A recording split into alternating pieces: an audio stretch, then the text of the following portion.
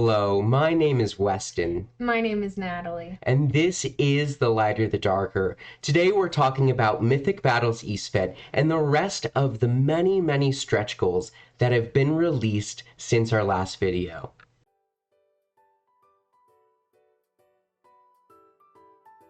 I wanted to start by first of all thanking the people that have absolutely made this channel by commenting, liking, and just being engaged. First of all, I want to thank Mark Indevery by just giving such wonderful wisdom and knowledge when it comes to painting miniatures. He has just helped my skill hugely, and it's just such a huge blessing that you're interacting with this channel at all. I want to give a shout out to Andreas. You have been here liking and watching every video, and thank you so much for just commenting and engaging about the gods and the talents that you love. I want to thank Gilles. I tried to look up the pronunciation of your name on YouTube, and I hope I did the best I can. But after just having you comment on our first video about this and seeing who you actually are, we are so deeply humbled that you're watching this content. Thank you so much for everything you do for your company and for contributing to literally our favorite game ever. Next, I want to go ahead and thank Javi. You are a new sub and I just saw your name come up, so thank you so much for being here. And also Kurvala, thank you so much for letting us know that you prefer Pantheon over Ragnarok. Thank you so much for being here as well. I also want to shout out to CFD. Thanks for being here. Thanks for commenting about just the new god sculpts and the different things you're interested in. Absolutely. And lastly, I saw that Tormod has recently subbed to us, so thank you so much to everyone. We are truly amazed and humbled that you're taking the time to watch this at all. We put a lot of work into this, so we just want to say thank you from the bottom of our hearts. Now, back to the content. We are going to go over every single stretch goal, including the sculpts, which we are bringing back, because the sculpts were just so absolutely beautiful, not just for this whole game, but I thought for the stretch goals, we haven't actually seen these sculpts in person. As for the people who have gotten the prototype of the game, you can actually go and see them interact with the core box miniatures. Now, starting off, we have Thutmose III. He is the Conqueror. We can see that this is an Egyptian chariot being dragged by two horses. The sculpt is so fascinating. I just absolutely love the way that the rope connecting the first soldier to the horses, getting that thin of a plastic will kind of be interesting to see how it plays out, but I just thought that was pretty detailed. Yeah, it's really nice. It looks like they've got some extra support from the tail, but sometimes with sculpts like that, that's kind of the one that'll show up broken in the box, so hopefully that's not the case. Absolutely. We've never had any of that from Monolith, but absolutely some other companies. Looking at you, Simon. All right, let's look at the board. So we can see that he is a 5-cost hero. I personally love high-cost heroes. Thrud is one of my favorites. Belefrion. He has 2 Art of War cards coming with him. He has Archer, Leader, and Mobility. Sweet. So starting off with 8 attack, 8 defense, 2 range, and 2 movement. That is super strong with 7 health. So it looks like these powers, we've got Martial Inspiration. When he wounds an enemy unit, you can retrieve 1 activation card of another hero, monster, or troop from your discard pile. That's super strong. Oh my god, I love that. I was just playing Norns against you yesterday, and being able to get that 5th Odin card was giving me the game because I was able to just get that last gem without having to go through my entire deck. And now this won't affect your divinity cards, but just giving one of those extremely powerful monsters or heroes, or even troops that only have like 3 recruitment cards, giving them another chance to just activate is huge. It's almost similar to the Belefrion power, but it's the opposite, where Belefrion you can grab one of his cards. Make sure you always have it where you can't grab one of his cards, but you can grab somebody else. So that's interesting. Looks like he's got a persistent power here, Glorious Chariot. Attacks against him suffer -2 offense.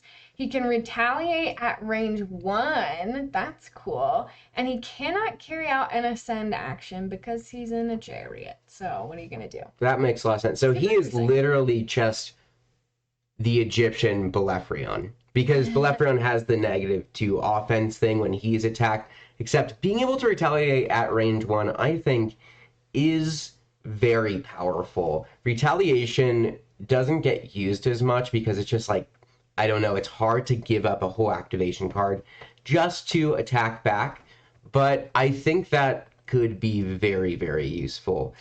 I would love to hear if any of you guys are using Retaliate frequently, because I don't think we've ever used it, or maybe once or twice, and I think in theory it's super strong, but as we're playing, I just find myself not in our games. I have. I'm curious if other people have been doing that. Yeah. Well, extremely powerful. The next we have Tapo Tapo, a just advisor, minister, and philosopher. We can see he is holding a scroll and a broken sword in one hand. Very cool sculpts. He is another high-cost 4 recruitment point hero. He comes with 2 Art of War cards, and he has Blessed by the Gods and Curse. Those are 2 totally new talents.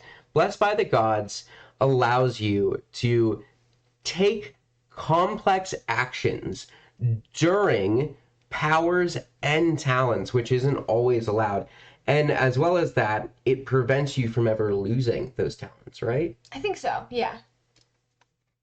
So yeah, that is right. We just double checked. And then the curse is going to be, you're going to make your opponent re-roll a die when it attacks you. So that's also very cool, and we love Gem Collector as well, especially pairing it with 2 movement. He has 7 attack, 8 defense, and no range. Very cool. So that first power is going to be his teachings. The player chooses a card from their deck, then shuffles it. The opponent can do the same. If they do, their first activated unit cannot perform an attack action or use any offensive power. So that's interesting because it sounds kind of powerful, but also if it, like the opponent could just not. Yeah. So it is nice for you and potentially just interesting for them as well. Yeah, I don't know how I feel about that because one of my favorite gods to play is Tyr, and he has an option where you can, I think it's draw or grab a card like that, but you have to let your opponent do it as well. Mm-hmm.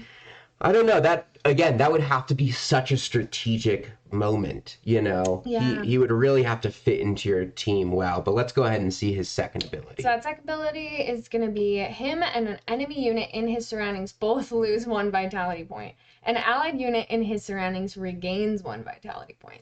So this is really interesting. Lots of deep strategy, I think, to make this successful.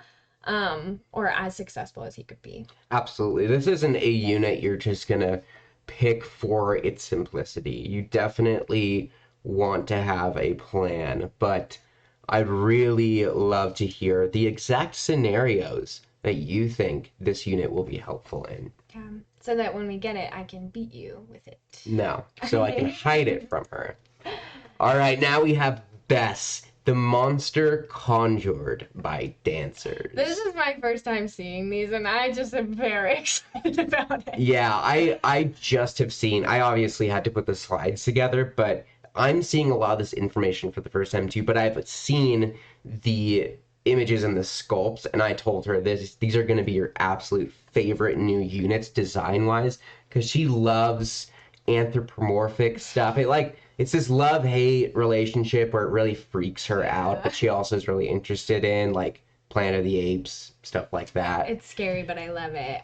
So I just love a monkey. Oh, this is so freaky. Yeah, I love it. He's a little tiki gremlin man that will do bad things to you. I love it. He has block, climb, and he's a monster slayer. Anybody's a monster. It's his own kind. Wow. He has 5 recruitment cards, which is pretty interesting, and he'll only cost you 3 recruitment points. All right, 6 attack, 6 defense, no range, and 2 movement.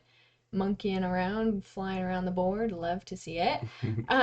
His first power costs an Art of War card, but it is persistent. It's called Earthly Dance. When one or more allied units in his surroundings, would be moved as a result of an enemy's power or talent, they remain in their current area instead. So no Iced belly for this guy. Yeah. The first character I could come up with that does that, but that'll be nice, interesting. The second one, it's actually not persistent, but it is. I'm blanking on it too. That's not a persistent ability. It's a permanent ability. I don't know. I blanked on it too for a second. So now we have another permanent ability. Permanent. Demon Scourge. The talents and powers of other monsters do not affect him, even if the player wants them to. All right, so they're highly defensive in a way. Yeah, interesting. This little guy's broken. I'm not even kidding. Having any talents or powers is just like, no, that literally you can't stop me with block or guard or anything like that. Like, well, it's just for other monsters. Oh yeah, So, I thought it was other units. Still powerful, but a little different. Yeah, he's definitely like, I'm gonna probably pick him a lot because she chooses monster, like full monster teams all the time. I prefer probably heroes a little bit more, but this will at least be good for that. All right, so next we've got Sadis, whatever it is, Guardian of Cataracts. Ow, my eyes.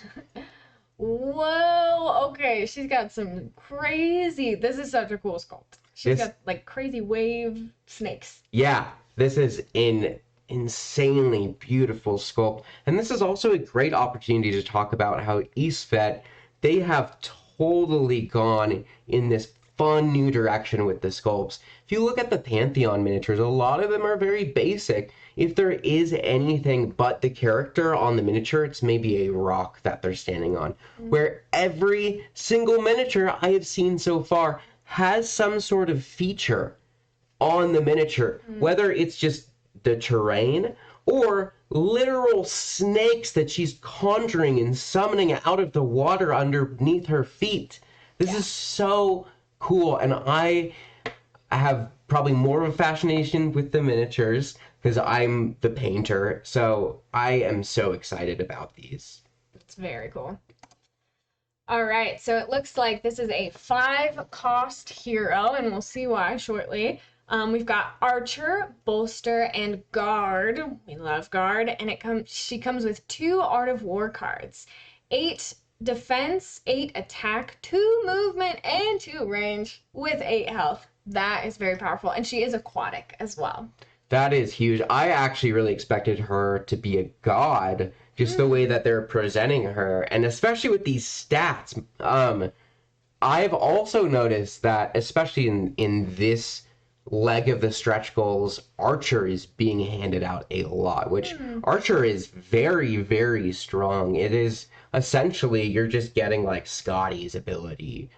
All right, now we have an offensive ability called Strategic Shot. It costs an Art of War card, and it says, make a 6 dice range +1 area attack, then move 1 attack unit 1 area. That is extremely strong because you can use her 2 range for that. Or if there is some sort of way that she could get extra range, she can use that range for that ability. So I think that's pretty strong. Also, being able to move your character or the opponent's units, I think it is underestimated.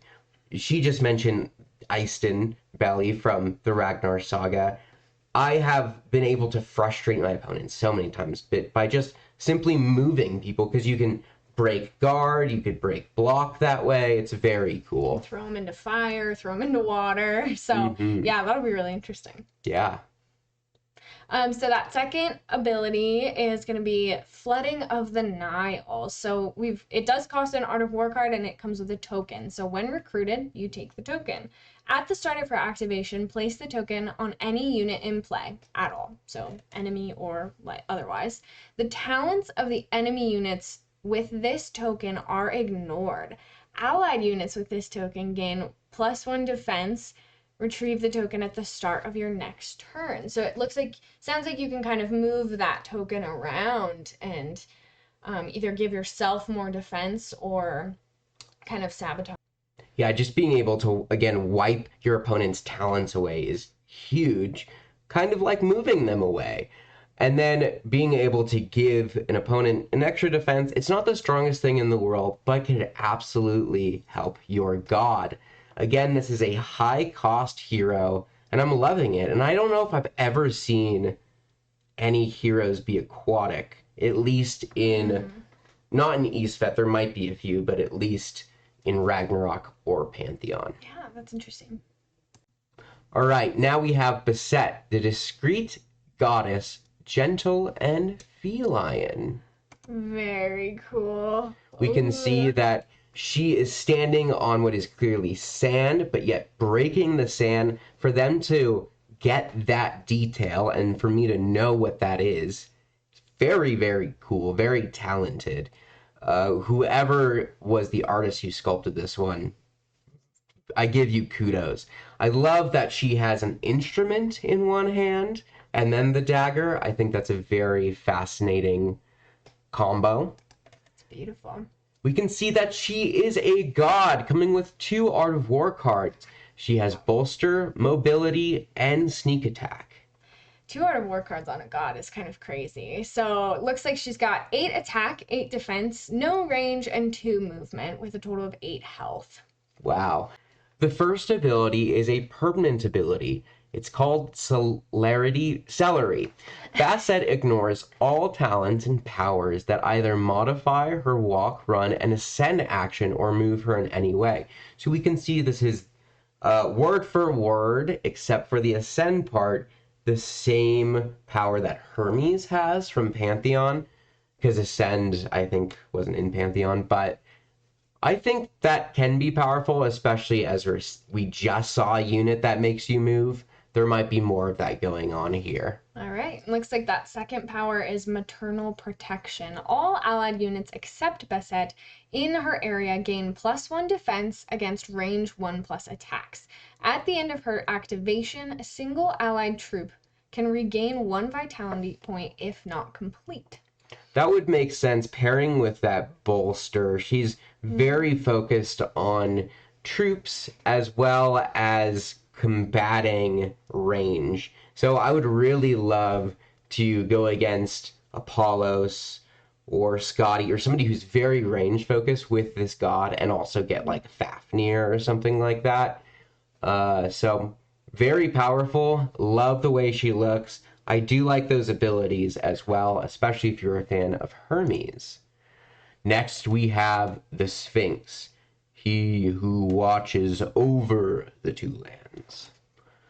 The Sphinx is standing on this beautiful hieroglyphed block, and the claws are just so cool. I'm blown away by it, honestly. Yeah, kind of looks like a lion, but yeah, it just looks very strong. Absolutely. Very menacing. Yeah. We can see the Sphinx is a flying character. Makes sense. The Sphinx has Curse, Force of Nature, and Mighty Throw. I love that combo. I love throwing people and things. That's my motto. The Sphinx has 8 attack, 8 defense, no range, and 2 movement, as it probably should for a 5-cost monster. With 9 health. So this is super strong. Definitely my kind of strong monster vibe. So we've got that first ability, which is Mysterious Attack. When the Sphinx performs an attack action, the enemy unit suffers -1 defense for this attack. Immediately after having rolled the dice for the first assault and before all other effects, you may reroll up to 1 die. That is stupid strong. I'm just going to say it. Being able to just like cut down defense, I don't know, like they could have given him Terror or Torment, which could have done that. But being able to have the extra reroll, I think that's pretty strong. Yeah. We'll have to see the second ability, though, because it has to be stronger than the first for me to really like this character. Yeah. So, Aura of Benevolence, it is a permanent ability. The Sphinx cannot be moved against its will by powers and talents. Again, with that movement, we're seeing a lot of blocking that or doing that. When an allied unit in the Sphinx's is attacked. Area. I think it's meaning when an allied unit in the Sphinx's area is attacked, automatically redirect that attack to the Sphinx. After this redirected attack, the attacker loses 1 vitality point. Yeah, I love this. I love this. I just played with someone who does this. Who did I play with?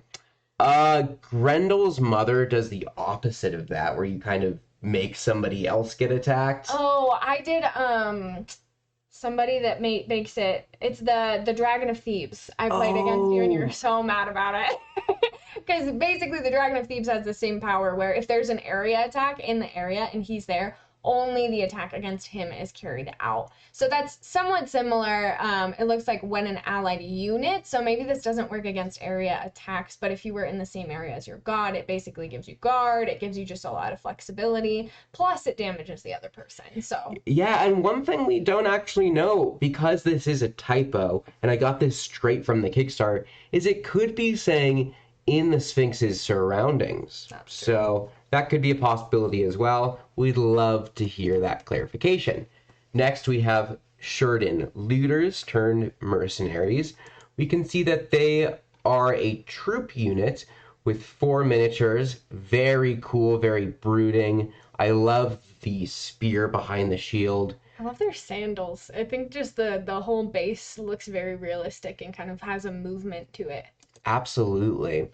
So they have block and guard, which are absolutely strong talents for troops. You know, they might not survive for very long blocking or guarding, but at least buying you that little bit of time. Speaking of guard, it says when using its guard talent, this unit can retaliate for free. That's pretty cool, except if, you know, you're guarding somebody from an attack by range, then obviously you couldn't retaliate that way. Yeah. Interesting. So they have 3 attack, 4 defense, no range, and 1 movement. I don't love a slow troop usually, but that's just me and my playstyle. I like that, you know, just 3 attack, but just being able to do a free little attack on somebody using that guard retaliate combo is pretty nice. Absolutely, especially because they only have 3 recruitment cards. Retaliating is very expensive. Now we have Kensa, the wild Nubian princess. I absolutely love the facial expression that they're able to get on this render. Also the stance, we can see that she's like almost falling off the miniature. She's balanced. And I think that might have something to do with her powers or her story, but I noticed that so quickly that she is in a balanced state where she's like almost just about to fall off, which is so cool. And then the design of her shield. It's beautiful. Oh my gosh, I cannot wait to paint that.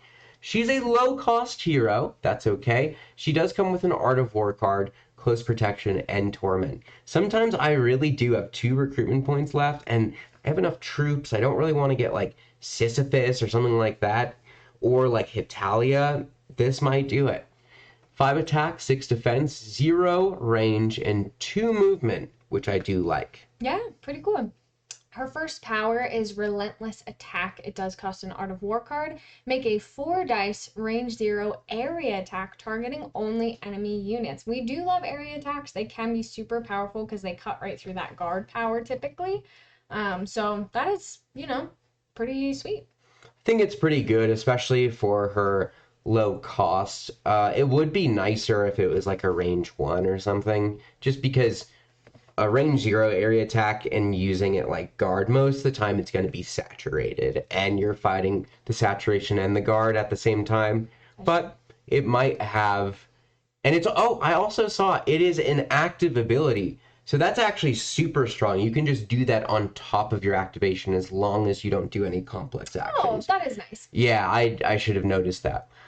Then we have One Step Ahead. It's a timed ability. At the start of Kensa's activation, draw 1 card or look at the first 3 cards in your deck and put them back in any order of your choice. It's nice. So I love having typically a character on my team that gives me that flexibility with cards. I, don't always go for that, but there's enough that we have of those characters that it is helpful. You can have Norns, you can have a god that has that drawing power, stuff like that can be super helpful. Yeah, it's super important to customize your deck because one of the worst situations you can get yourself in is a handful of the units that you really don't need to use right then and there, and you put your other units in a position where you need them so badly. So it does help that she only has 4 recruitment cards too. So if you do get in that situation with her, you can then, use her to get a different card or help yourself in that way. We have Urus, the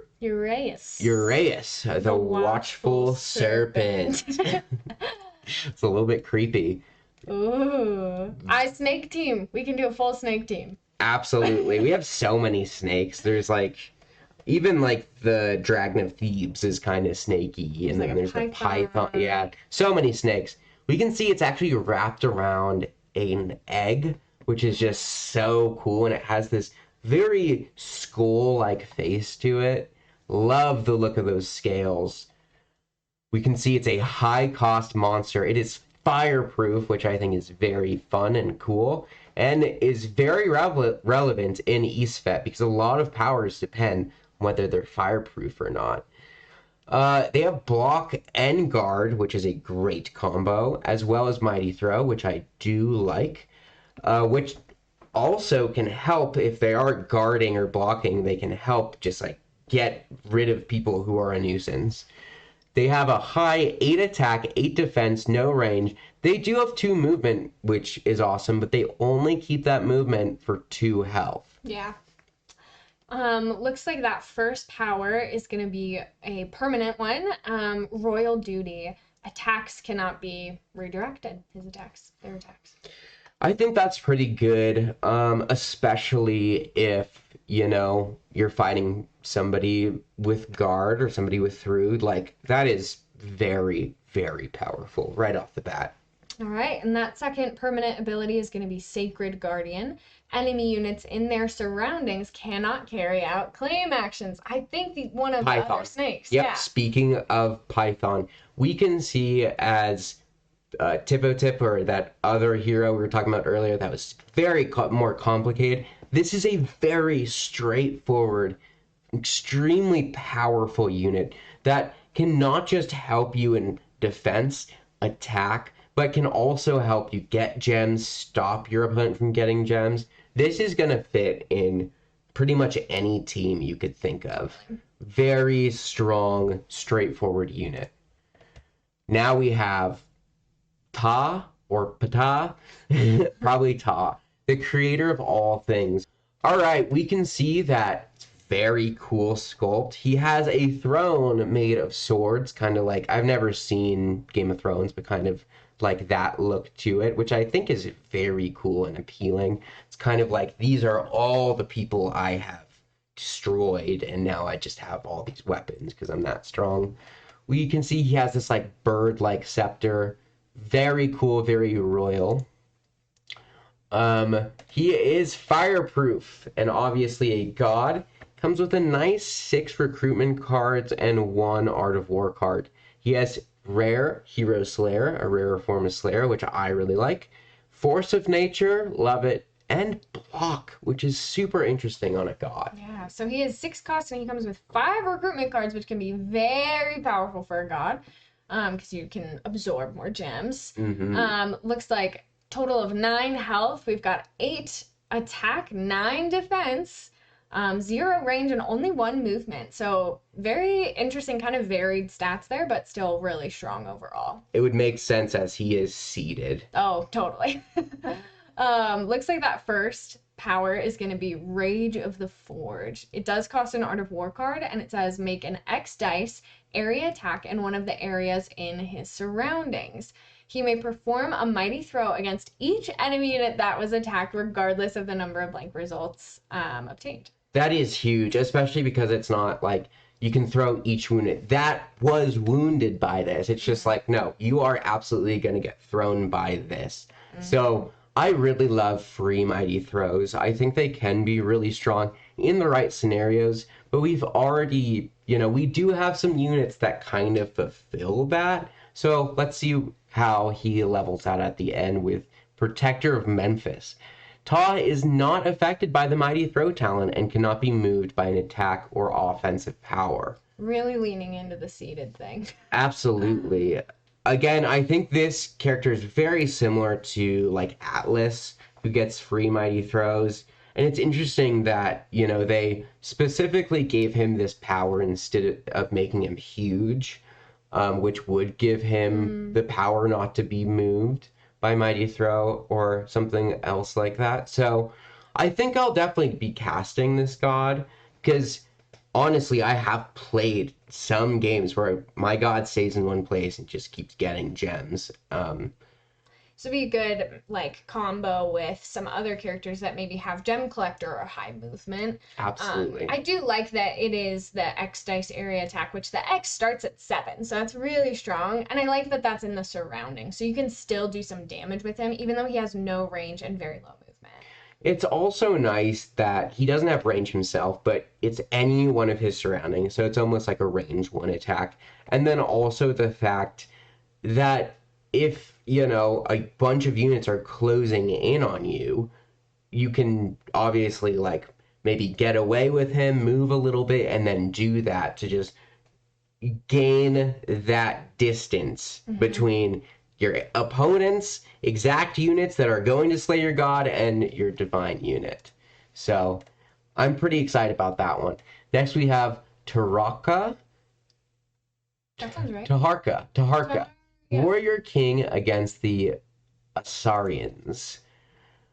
Really cool miniature, very strong looking. I love the feathers on the spear and the stance, as well as just all of the decoration and ornamentation going on around his chest. I could be wrong, but that sculpt almost looks like kind of mezzo-esque, kind of almost that older Aboriginal, I don't know what the right words are, Mexican kind of sculpt, more like Aztec. Aztec, that's exactly it. So that was just my first impression of it, but obviously this is Egyptian, so. So he is a hero. He costs 3 recruitment points. He comes with 2 Art of War cards. He has, again, blocking guard and initiative as well. He has 7 attack, 8 defense, no range, and 2 movement. All right, so he does have a total of 7 health, so that's pretty strong. And this first ability is permanent. It's called Final Stand.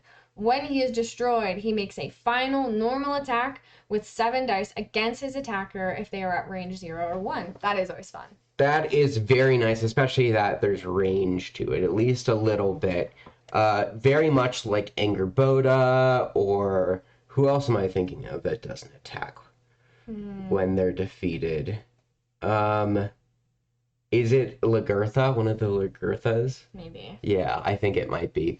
All right, then we have Regain Strength. Okay. 1 use per game. That always gets me excited because it means it's going to be strong. During your turn, discard a number of cards from your hand equal to the recruitment point -1 of a previously destroyed hero to redeploy it. This deployment does not count as an activation. The hero returns with full vitality and may immediately move 1 area for free.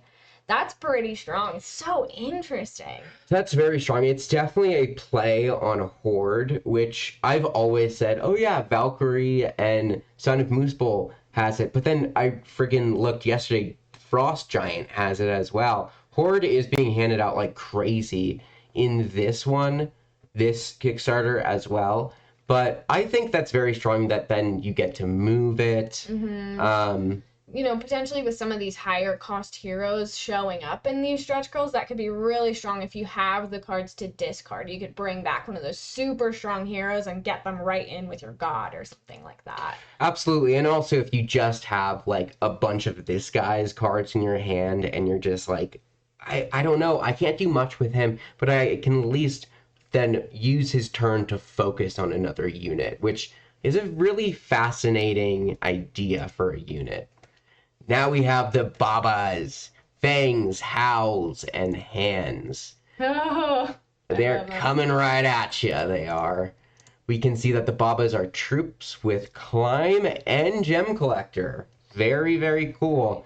They have 3 attack, 5 defense, which is really high for a troop, no range, and only 1 movement, which is kind of strange. Yeah, this unit is not affected by the block talent, so they can move a little extra or, claim, but that's really interesting. They're definitely versatile, but they're slowly versatile, Am I hearing monkey team? Full monkey team. Monkey team. Full cow team. We have Apis, the messenger bull of Ra. This is the second bull or cow-like unit we've gotten. Much more like a simpler miniature, which is not a bad thing. We can see that the weight of him is pushing down to the sand, which is really cool. Apis is fireproof. I really love the colors that they used for him.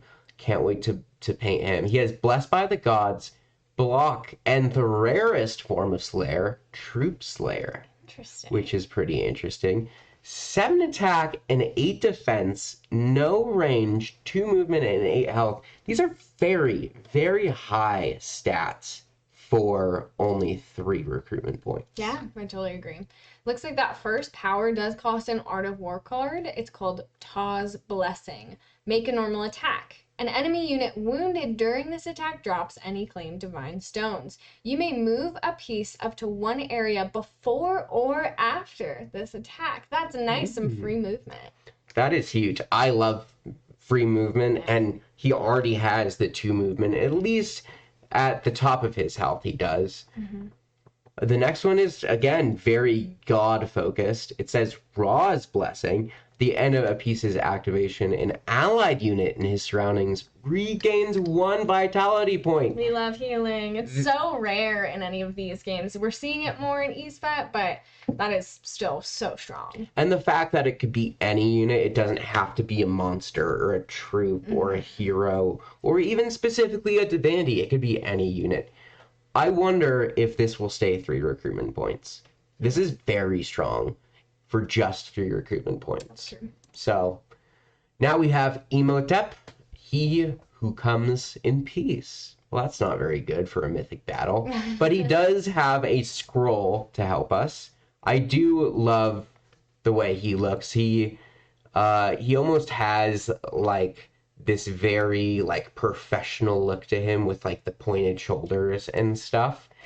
He is only a 2-cost unit. He is Blessed by the Gods and Gem Collector, and he comes with an Art of War card. That's awesome already. So stats are, we've got 5 attack, 6 defense, 1 range, 1 movement, and a total of 6 health. That 1 range only lasts at the very top of his health, so that's really interesting.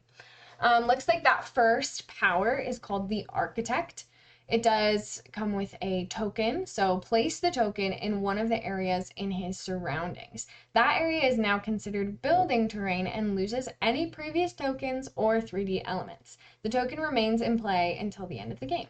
So that is a direct combat to a range team, because building will give you an extra defense against range attacks. So this is the second unit we've seen that's like made to combat range. Yeah, the other thing I like about that is there are a lot of other characters that put tokens or different powers on terrain that change the terrain type. So if you're removing other tokens, say somebody put down a water token, you can just wipe that away if it doesn't benefit you. So. That's a very good point that I honestly didn't even register until you said it. It's not just the 3D elements, it's any tokens. So Hiram, traps, all that stuff. Yeah, it's pretty cool. So that second ability is the Healer. An allied unit in his area regains a vitality point. Very, very strong hero, especially only for 2 recruitment points.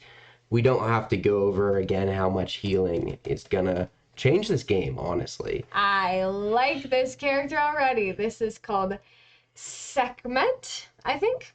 The Majestic Wild Goddess. Oh my gosh, this is so cool. She is stunning. I absolutely love the sculpture face she's standing on. Her facial expression, I feel like wonder and terror looking at I feel this. scared and I like it. We can see that she's a god with block, climb, initiative, 5 recruitment cards, which is huge, and comes with an Art of War card. That's awesome. So we've got 9 attack, 8 defense, no range, and 2 movement. Very strong god stats there. Looking at that first power, it does cost an Art of War card. It's called Wrathful Plague. Make an X dice area attack in one of the areas in her surroundings. Enemy units have -1 defense against this attack.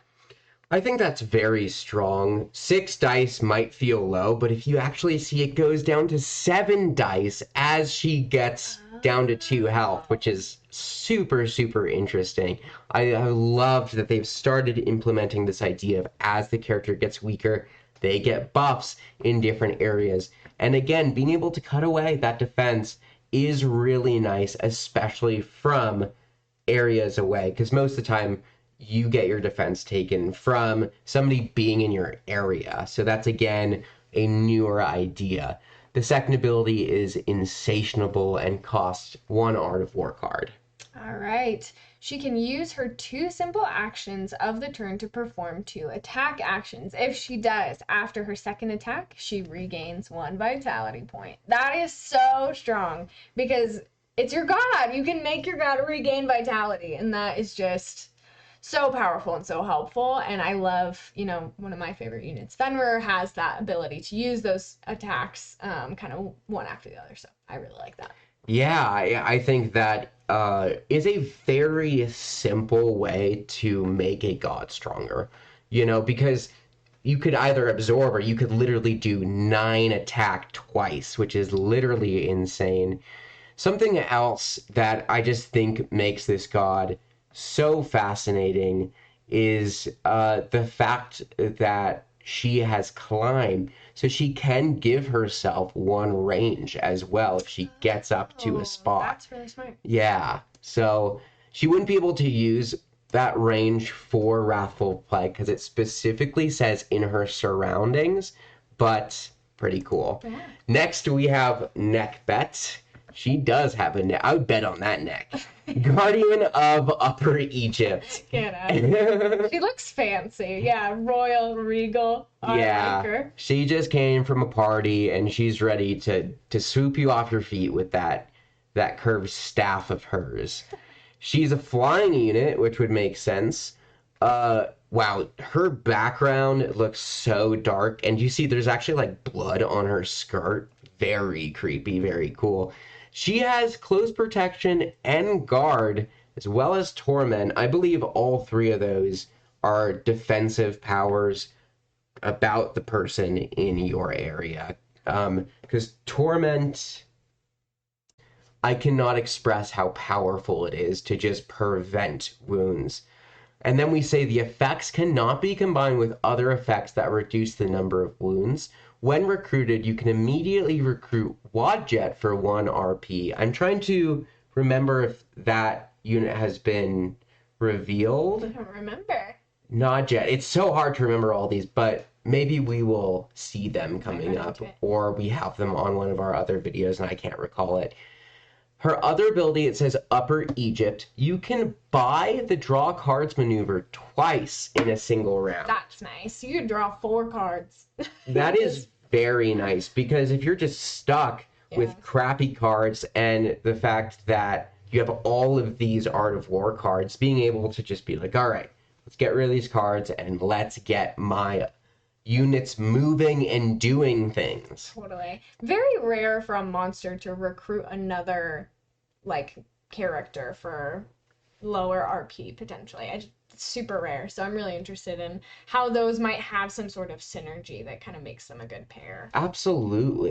Okay, there is Wadjet, the Guardian of Lower Egypt. So we had the Guardian of Upper Egypt And if you get the last character, you'll be getting this one for 1 RP. She has a really cool sculpt with those claws. We can also see that she is a low-cost monster. 2 recruitment points. She has close protection, guard, and sneak attack. So we're looking at 5 attack, 7 defense, no range, and 2 movement. So a high defense there for such a low cost. The first power is going to be a permanent power, Royal Battlements. Allied heroes and troops in her area gain +1 defense. When recruited, you can immediately recruit Neckbet for 3 RP. So I guess it depends on who you recruit first. Either way, you save a point. That is very interesting that they both have that. And then we have the ability Lower Egypt. You can buy the search for a card maneuver twice in a single round, Nice. where Neckbet had the draw cards maneuver twice in a single round. We have the Reshephites, Sacred Guardians of the Plague. Really cool. Wow. She is totally leaning as forward as she can in these minis. Very brooding. Oh, fuck. We can see that this troop has initiative and terror. They have 3 attack, 5 defense, 1 range, and 1 movement. They can ignore terrain effects just straight out, so that's pretty strong. Yeah, the dwarves from Ragnarok also have that ability. It wouldn't be a talent in that case. And I've actually been able to use them quite well with that, especially if you're on one of the maps with just like so much fire and ice. And so I absolutely think that that can be strong. Next, we are looking at Amani Rus, the deadly Nubian princess. And I'm going to make a huge statement here. This is my favorite miniature from all of Mythic Battles. What? Oh my gosh, really? Absolutely. Wow. I mean, they've never been able to pair like a person with an animal. There's 2 units almost on this one sculpt. The bow, everything about it. When I saw this picture, I was just absolutely amazed. Wow. I love it. Everything about it. That's amazing. We can see that she is a high cost, 4-cost hero. She has Climb, Hero Slayer, and Mobility, and comes with 1 Art of War card. All right, we're looking at 7 attack, 7 defense, 2 range, and 2 movement with a total of 7 health. Lots of 7s. That's awesome. Looks like that first power is going to be Ambush. So when recruited, you take the token. Place this token in a visible area within range 2, containing at least 1 enemy unit. Enemy units entering this area immediately end their movement. Enemy units starting their activation in this area have -1 movement. An enemy unit in this area can suffer 2 wounds at the start of its activation to remove the token from the game. These wounds cannot be reduced or prevented, and this one does cost an Art of War card. And as well as being an active ability, you can do this on top of your activation. This is a very cool, very strong ability that I really like. I love people like Stefan the Gorgon and Medusa who just put these tokens down that can really interrupt your opponent's strategy. In this case, you have to suffer those wounds to remove it, where most of the time it just costs an additional Art of War card or a complex action and an Art of War card. But I much, much prefer the wounds. And it's interesting, there's a good possibility you could actually get someone stuck here because of that -1 movement. If you are playing against a unit that only has 1 movement, or you wound them enough to where they only have 1 movement, you could totally zero out their movement using this token, which is really cool. And I think what that can create is those times where you have this unit not in the state of being alive or dead, but being at like 1 health, and they're completely useless. And I guess to prevent that from happening, the enemy can just choose to probably kill its own unit with those 2 wounds. So it's a very, very interesting ability overall. And we can see the second ability is called Teamwork. It says that she's completely immune to area attacks. Nice. That's a new idea, and I actually really like that, especially with over half the characters having area attacks, I would say. I like area attacks, but being able to be immune from them is really, really cool. We have a moon, the shepherd of creation. Very cool miniature. He's almost blending with the sand beneath his feet, and also very traditional. We can see he's holding this like hieroglyphed egg, and I really love the snakes on his staff as well. Very cool. So this is a god. He comes with 2 Art of War cards, which is pretty rare. He's got Bolster, Gem Collector, and Leader. Looking at 7 attack, 8 defense, no range, and 2 movement with a total of 9 health. We can see from this talents he's probably going to be pretty troop oriented. His first ability says at the end of his activation, all opponents discard the top card from their deck, then draw a card. That's actually pretty helpful. I really like Hecate and Persephone and people who make that happen, because the chance of it actually being a divine card is only like 1 in, maybe 5 or 6, truly depending on how many units you've recruited and how many cards they have. So there's a pretty good chance you're getting rid of that divine card that they have no way of getting all the gems that they can absorb in that one go through of their deck.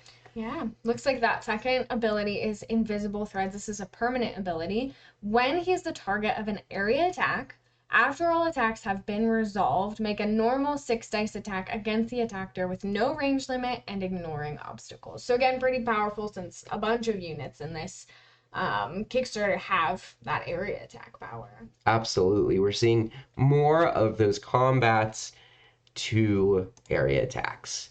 Now we have the final one, Isfet, the agent of chaos, and I believe the bringer of Eastfet. He is a very cool looking bird.